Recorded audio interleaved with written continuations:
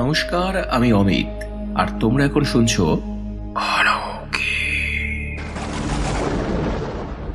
শ্মশানে কুকুর শিয়াল থাকবে, এটাই স্বাভাবিক।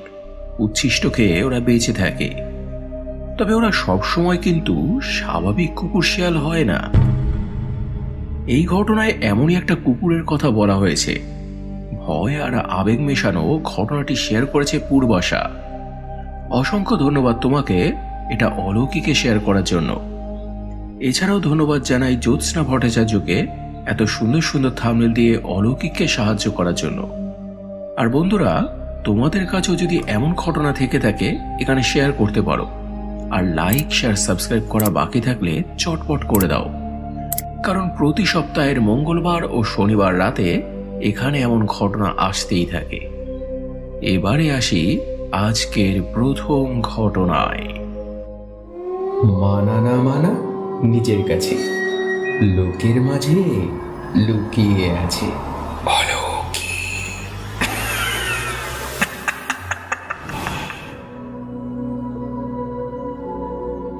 হাই দাদা, আমি পূর্বাশা। তোমার মিষ্টি কণ্ঠে ঘটনা শুনতে খুব ভালো লাগে, তাই এদিক ওদিক থেকে ঘটনা জোগাড় করে তোমাকে পাঠাই। আজও একটা ঘটনা জোগাড় করে তোমাকে লিখতে বসলাম। ঘটনাটি যার থেকে শুনলাম সে আমার এক দাদা হয়, নাম বিজয়। ও একবার ওর এক বন্ধুর সঙ্গে ওদের দেশের বাড়িতে বেড়াতে গিয়েছিল। যেখানে ওর বন্ধুর বাড়ি, ওখান থেকে ওদের গ্রামের শ্মশানটা দেখা যেত। রাতের বেলায় ঘুটঘুটে অন্ধকার থাকতো জায়গাটা, মাঠের মতো খোলামেলা, ওপাশেই আবার একটা নদী। দাদা প্রথমবার ওদের বাড়িতে বেড়াতে গিয়েছিল, খাতির যত্নের কোনো ত্রুটি রাখলো না ওরা। ওর বন্ধু ওকে গ্রামের এদিক ওদিক ঘুরিয়ে দেখালো। দাদা ওই শ্মশানটাকে প্রথমে ভেবেছিল মাঠ। জিজ্ঞেস করলো, এত সুন্দর একটা জায়গা, পাশ দিয়ে নদী বয়ে যাচ্ছে, অথচ জায়গায় জায়গায় এরকম নোংরা ফেলা কেন? পোড়া কাঠ, হাড়ি পাতিল, ভাঙাচোরা, ময়লা বিছানাপত্তর, কি এসব? সন্ধ্যের পর লোকজন এসে একটু বিশ্রাম নিতে পারে তো। ও সেই বন্ধু তখন বলল, সন্ধ্যের পর এদিকে কেউ আসে না। দাদা জিজ্ঞেস করলো, কেন? ও সেই বন্ধুটি তখন বলে, আসলে এটা একটা শ্মশান, এখানে মরা পোড়ানো হয়। এক মুহূর্তের জন্য দাদা চুপ করে গেল।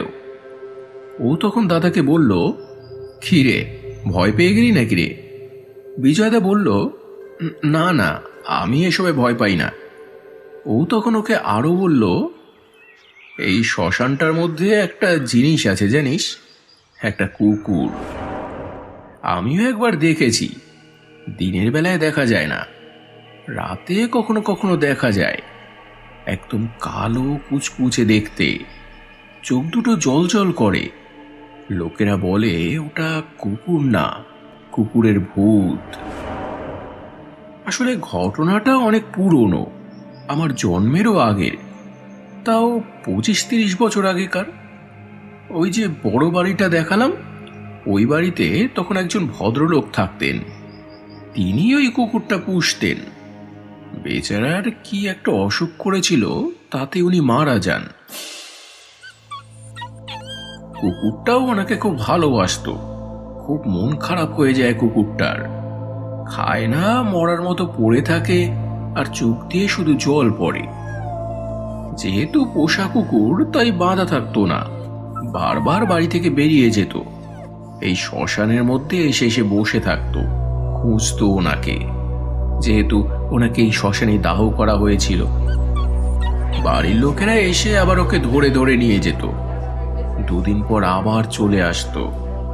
সেই সব দিয়ে এক সময় বাড়ির লোকেরাও বিরক্ত হয়ে যায়, ওকে আর নিয়ে যায় না। কুকুরটা তারপর থেকে এখানেই থাকতো, শ্মশানের মধ্যে ঘুরে বেড়াতো, এটা ওটা খেত। পোষা কুকুর, তার খাওয়া দাওয়া যত্নই ছিল আলাদা। সে কি আর এখানেই ভাবে বাঁচে? তাও অনেকদিন ছিল, তারপর আর ওকে দেখা যেত না। তারপর একদিন দেখা গেল নদীর ধারে মরে পড়ে আছে, পচে গিয়েছিল দেহটা। গ্রামের লোকেরা তারপর এই শ্মশানেই ওরও দাহ করলো। তবে ঘটনা কিন্তু এখানেই শেষ হলো না। গাঁয়ের লোকেরা যারা রাতের বেলা এদিকে আসতো, মাঝে মাঝেই তারা এরপর ওই কুকুরটাকে দেখতে পেত। ওর চোখ দুটো তখন জল জল করত। এখনো মাঝে মাঝে ওকে দেখা যায়। একদিন আমি গার্লফ্রেন্ডের সঙ্গে কথা বলতে বলতে এদিকে এসেছিলাম, তখন আমিও দেখেছিলাম। কালো কুচকুচে একেবারে চেহারা, চোখ দুটো জল জল করছে। আমি তো দেখেই ভয় পেয়ে গিয়েছিলাম। তারপর থেকে রাতের বেলায় আর এদিকে আসি না। তবে এত কিছু শোনার পর বিজয়দার খুব কৌতূহল হচ্ছিল কুকুরটাকে দেখার। বলল, কালকেই তো ফিরে যাব, আজ রাতে এলে দেখা মিলবে? ওর বন্ধুটি বলল, কপালে থাকলে দেখতে পাবি। আমিও অনেকবারই এসেছি, কিন্তু একবারই শুধু দেখতে পেয়েছিলাম। তো এরপরে ওরা বাড়ি ফিরে গেল। রাতে খাওয়া দাওয়া করে শুয়ে পড়ল। বিজয়দার মাথায় কিন্তু ওই একটা কথা রয়েই গিয়েছিল। ওকে বলল, কিরে, যাবি না? ওর বন্ধু বলে, তুই সত্যিই যাবি? আচ্ছা ঠিক আছে, বাড়ির সবাই ঘুমাক, তারপর না হলে যেতে দেবে না। তো বাড়ির সবাই ঘুমানোর পর ওরা বেরোলো। রাত 11টার বেশি বাজে তখন। সবাই ঘুমিয়ে পড়েছে, চারদিক নিস্তব্ধ। ওরা গেল ওই শ্মশানে। চাঁদের আলোয় যেটুকু যা দেখা যায়, তাছাড়া আলোর কোনো চিহ্ন নেই। সব একদম শান্ত নিস্তব্ধ। ঝিঁঝি পোকার ডাক আর নদীর জলের শব্দ। দুজনে ওরা এক জায়গায় বসে রইল। রাত ক্রমশ গভীর হলো, কিন্তু কুকুরটা কোথায়? বিজয়দার চোখে ঘুম নেই, কিন্তু ওর বন্ধুটার খুব ঘুম পাচ্ছিল, বারবার হাই তুলছিল। একসময় ওকে বলল, রাত প্রায় 3টে বাজে, আর মনে হয় দেখা পাবি না। একটু পরেই তো আবার ভোর হয়ে যাবে, আর বসে থেকে লাভ নেই। চল বাড়ি যাই, খুব ঘুম পাচ্ছে। এসব বলে ওর বন্ধুটা উঠে পড়ে, কিন্তু বিজয়দা তখন ওখানেই বসা। ও সেই বন্ধু কয়েক পায়ে এগিয়েও গিয়েছে, কিন্তু বিজয়দা বসেই আছে। ওর আসলে মন চাইছিল না, এতটা রাতে যখন গেছে আর একটু দেখাই যাক। তখন ওর বন্ধু বিজয়দাকে ডাকলো, কি রে বিজয়, আয়। অগত্যা বিজয়দা তখন উঠতে গেল। এমন সময় একটা ঘেউ ঘেউ শব্দ শোনা গেল। বিজয়দা সবেমাত্র উঠছিল, শব্দটা শুনে আবার বসে পড়ল ওখানে। দেখলো একটা কুচকুচে কালো কুকুর ছুটতে ছুটতে ওদের সামনে এসে দাঁড়ালো। ঘেউ ঘেউ করে ডাকছিল কুকুরটা, আর ওর চোখ দুটো দুটো আগুনের ভাটার মতো জ্বলছে। যে বিজয়দার এত উৎসাহ ছিল ওকে দেখার, সেও তো ভয় পেয়ে গেল ওকে দেখে। বন্ধুটাকে বলল, কি রে, এটাই? ওর বন্ধুটা বলল, হ্যাঁ, নড়িস না, বসে থাক ওখানে, পরে বলছি তোকে সব। কুকুরটা ওদেরকে তীক্ষ্ণ দৃষ্টি দিয়ে ভালো করে লক্ষ্য করছিল। কয়েক সেকেন্ড দাঁড়িয়ে থেকে তারপর আবার আস্তে আস্তে অন্ধকারের মধ্যে কোথায় চলে গেল। বিজয়দার বন্ধুটা তখন বিজয়দার কাছে এলো, বলল, বুঝলি কিছু? বিজয়দা ক্ষীণ স্বরে বলল, না তো, কি? ও তখন বলে, ওর যে মালিক ছিল সেই ভদ্রলোকেরও নাম ছিল বিজয়। যেই আমি তোকে বিজয় বলে ডেকেছি, ও শুনতে পেয়ে ছুটে এসেছে। ভেবেছে যে ওর মালিক এসেছে। যেই দেখলো যে না, সেই বিজয় না, তারপর আবার চলে গেল।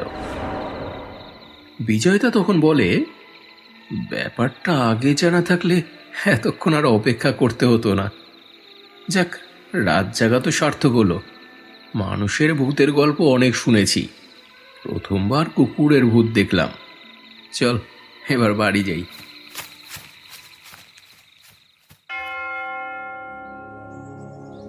তো এই ছিল বন্ধুরা আজকের ফার্স্ট ঘটনা।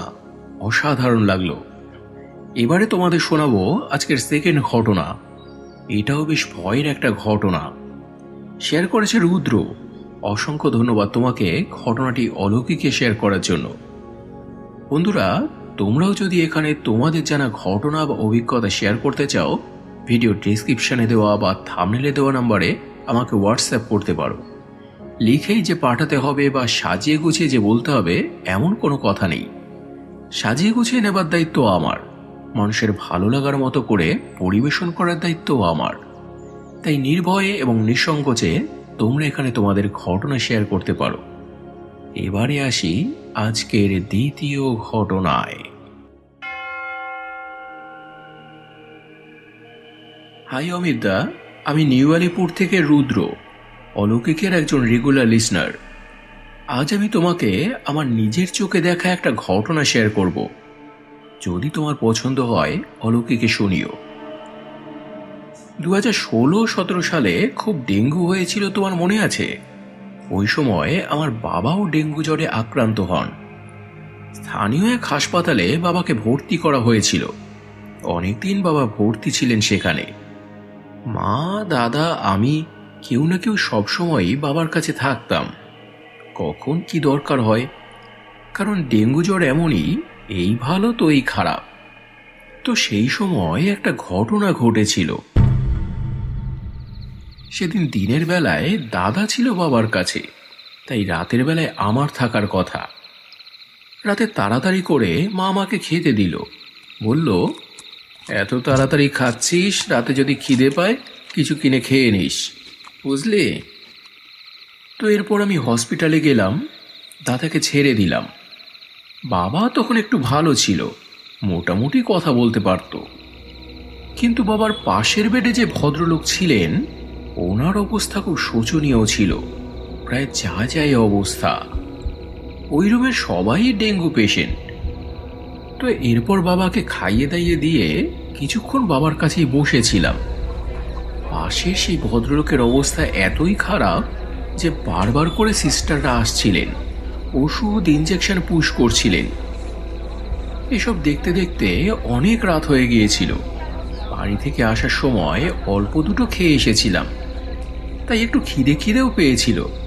ভাবলাম যে বাইরে যদি কোনো দোকান খোলা থাকে একটু কিছু কিনে খেয়ে নিই, সেই ফাঁকে একটু হাঁটাও হবে। এই ভেবে আমি বাইরে এলাম, কিন্তু এমনই কপাল, দোকান সব বন্ধ। কি আর করা যাবে? তারপর একটু হেঁটে চলে আমি আবার হাসপাতালে ঢুকছি। হঠাৎ আমি থমকে দাঁড়িয়ে পড়লাম। অত রাতে করিডোর পুরো ফাঁকা, চারদিক পুরো নিস্তব্ধ। তার মধ্যে একটা লোক সোজা এদিকে হেঁটে আসছে। লোকটাকে আমি চিনি। এ তো সেই লোকটা, ইনি না বাবার পাশের বেডে ভর্তি আছেন। এইমাত্রই তো দেখে এলাম, অবস্থা খুব খারাপ এনার। তাহলে তাহলে ইনি হাঁটছেন কি করে, আর এইদিকে কোথায় বা যাচ্ছেন? এসব ভাবতে ভাবতেই লোকটা আমার কাছে চলে এলেন। সোজা হেঁটে যাচ্ছেন, আমার দিকে তাকালেনও না। তবে দেখতে একটু কেমন কেমন যেন লাগছিল ওনাকে। আমি তখন উল্টে জিজ্ঞেস করলাম, আপনি? উনি তখন একটা বাঁকা হাসি হেসে উত্তর দিলেন, ছুটি হয়ে গেছে, বলে তখন বাইরে বেরিয়ে চলে গেলেন। আমি তো পুরো অবাক তখনও। একবার এও ভাবলাম যে মানুষের মতো তো মানুষ থাকে, অন্য কোনো লোক নাকি। ভেবে যেই আবার বাবার কাছে এলাম, দেখি ওনার বাড়ির লোকেরা অলরেডি কান্নাকাটি শুরু করে দিয়েছেন। ভদ্রলোক মারা গিয়েছেন। তখন যে আমার কি অবস্থা হয়েছিল সে শুধু আমিই জানি। তার মানে একটু আগে যাকে দেখলাম তিনি এনারই আত্মা ছিলেন। দেহ ছেড়ে বেরিয়ে গেলেন বলেই বলল, ছুটি হয়ে গেছে। তো এই ছিল বন্ধুরা আজকে সেকেন্ড ঘটনা। এটা কিন্তু বেশ ভয়ের একটা ঘটনা। তো কেমন লাগলো তোমাদের আজকের ঘটনাগুলি কমেন্টে জানিও। যদি ভালো লেগে থাকে ফেসবুক, ইনস্টাগ্রাম ও পরিচিত মানুষদের সঙ্গে প্লিজ শেয়ার করে নিও। আর এবারে গত এপিসোডের কমেন্ট পড়ার পালা, যেখানে মিঠু পাত্র লিখেছে, অমিত, আমার শরীর খুব খারাপ, তবু ঘটনা শোনা বন্ধ করিনি। থ্যাংক ইউ, তাড়াতাড়ি সুস্থ হয়ে ওঠো। মায়াদি লিখেছে, ভাই চলে এলাম ঘটনা শুনতে, ভালো থেকো। সমীর সরকার লিখেছে, অমিতদা, ঘটনা শোনার আগেই কমেন্ট করে দিলাম, ঘটনা ভালো হবেই। মনীষা কাকিমা লিখেছেন, ফার্স্ট ঘটনাটা খুব ভয়ের, গত উইকে আমি ঘটনা পাইনি। হতে পারে কোনো সমস্যা হয়েছিল, চ্যানেলে গিয়ে শুনে নিতে পারেন। তো এরপরে সমাধি লিখেছে, আজ রাইট টাইমে চলে এসেছি তোমার ঘটনা শুনতে। মৌসুমী মুখার্জি লিখেছে, ভাই অমিত, ঘটনা শুনছি, আগেই কমেন্ট করলাম। জানি তোমার বলা ঘটনা মানেই অসাধারণ, খুব ভালো, ভালো দেখো ভাই। অনিন্দিতা কুণ্ডু লিখেছে, খুব ভালো লাগলো ঘটনা দুটো। সুরদীপ কুণ্ডু লিখেছে, খুব ভালো অ্যান্ড ভয়ঙ্কর ঘটনা। জবা চক্রবর্তী লিখেছে, হ্যালো অমিত দাদা, ডানকুনি থেকে আমি জবা চক্রবর্তী। এখন রাত 2:10 আপনার ঘটনা শুনছি, দুটো ঘটনাই খুব ভালো লাগলো। আপনার গলা 2-3 রকম হয়ে যায় ওটা বুঝলাম, কিন্তু মহিলার কান্না, ট্রেনের আওয়াজ, এগুলো কি করে দেন? এগুলো সাউন্ড এফেক্ট, আলাদা করে বসাতে হয়, যাতে ঘটনাগুলো জীবন্ত মনে হয়, তোমাদের চোখের সামনে ফুটে ওঠে। সুদেশা সিনহা রয়, উনি লিখেছেন, দুটো ঘটনাই ভীষণ ভালো লাগলো, তবে দ্বিতীয় ঘটনাটা ভীষণ ভয়ের ছিল। শোনার সময় বেশ ভয় লাগছিল, ঘটনা যত ভয়ের হবে ততই জমবে। এছাড়াও আরও কমেন্ট করেছ গীতাদি, অক্ষয় অধিকারী, বিশ্বজিৎ ভট্টাচার্য, সৌমিতা চক্রবর্তী, সুলেখা পণ্ডিত। আচ্ছা সুলেখাদি, তোমার ঘটনা কিন্তু অনেক দিন পাই না, প্লিজ একটু সময় করে ঘটনা পাঠিও। এছাড়াও পূর্বাশা অধিকারী সহ অনেকেই কমেন্ট করেছ। তোমাদের প্রত্যেককেই অসংখ্য অসংখ্য ভালোবাসা এবং ধন্যবাদ জানিয়ে আজকের এপিসোড এখানে শেষ করছি। আবার দেখা হবে শনিবার আরও একটা জমজমাট অলৌকিক এপিসোড নিয়ে। সবাই খুব ভালো থেকো এবং ভালোবাসা নিও। ধন্যবাদ।